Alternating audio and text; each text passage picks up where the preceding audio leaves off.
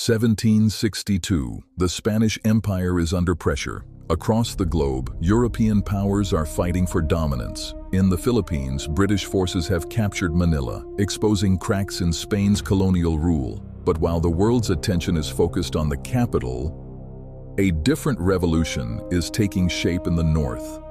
In the province of Ilocos, a man named Diego Silang sees an opportunity that few dare to imagine. History often remembers him as a local rebel, but surviving records reveal something much larger. Diego Silang was building an independent government, challenging Spanish authority, and attempting to break colonial control over Ilocos forever. The greatest threat to his movement would not come from the battlefield. It would come from betrayal. A single act of treachery was meant to destroy the dream of independence. Instead, it created one of the most remarkable figures in Philippine history. Today, we uncover the story of Diego and Gabriela Silang. Forensic Betrayal, May 28, 1763. Diego Silang stands at the height of his power. Thousands support his cause.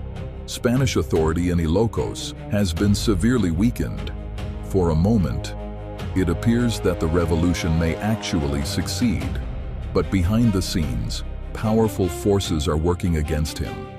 Historical sources, including colonial records, legal documents, and accounts written by contemporary Augustinian observers, show that Spanish authorities and influential church leaders viewed Silang as a dangerous threat to colonial stability. Unable to quickly crush the movement, they sought another solution. They looked inside Diego's own circle. Among those closest to him was a man named Miguel Vicos. According to historical accounts, Vicos and his associates were persuaded to turn against the revolutionary leader. Rewards were promised, loyalties shifted, and a deadly plan was set in motion. Vicos did not arrive with an army. He arrived as a trusted associate. As Diego welcomed him, the assassin struck. A shot rang out.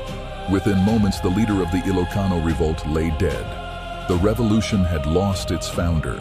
Spanish officials believed the rebellion would now collapse. They were wrong, because Diego Silang left behind something stronger than an army.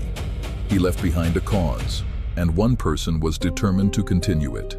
His wife, Gabriela, warrior of the Ilocos, Spanish authorities celebrated Diego's death.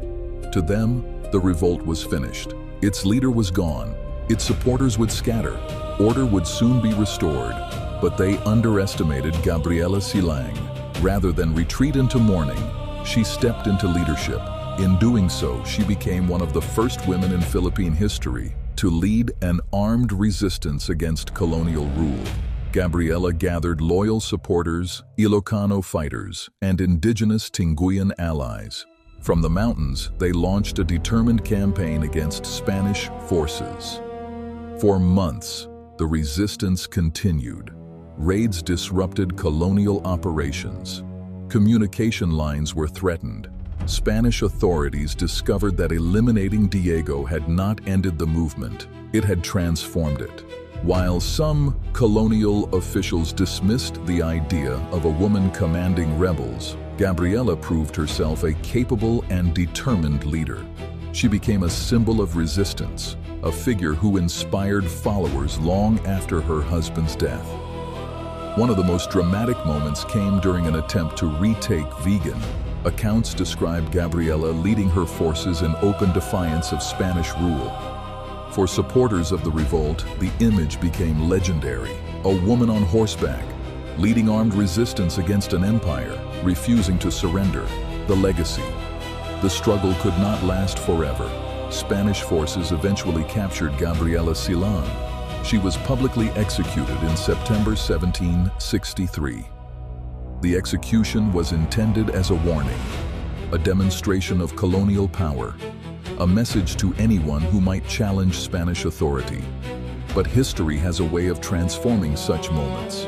Leaders can be killed, revolts can be defeated, yet ideas often survive long after the battlefield falls silent. For generations, the story of the Silang Revolt received far less attention than later movements for Philippine independence. Yet modern historians increasingly recognize its significance. Diego Silang exposed the vulnerability of Spanish rule during a moment of global crisis. Gabriela Silang demonstrated that the fight would continue even after the movement's founder was gone. Together, they left behind a legacy that still resonates today.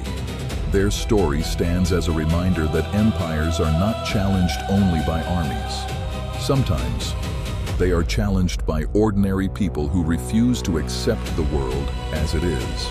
And once that idea takes hold, it becomes far more difficult to defeat than any rebellion.